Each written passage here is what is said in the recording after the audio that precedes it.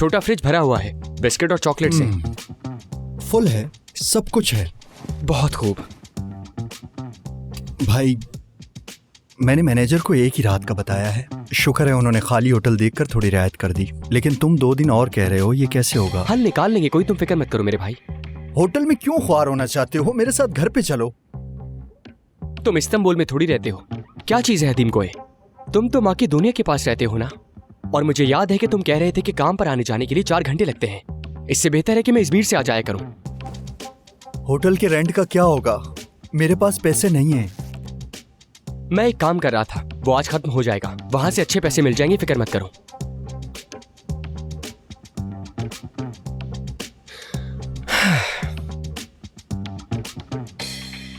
इसको क्या हुआ? कुछ जलने की बू आई तुम्हें? ओ मेरे अहमक दिमाग, इसने मुझे वार्निंग दी थी, मैंने देखा भी नहीं। मर गए। भाई कहो तो मैं दूसरे कंप्यूटर का इंतजाम कर दूं? उसमें फाइल नहीं होगी। अगर तुम दुनिया के सारे कंप्यूटर लाकर इस रूम में रख दो तो कोई फायदा नहीं होगा मुझे। तो अब क्या करोगे? कर लूंगा कुछ।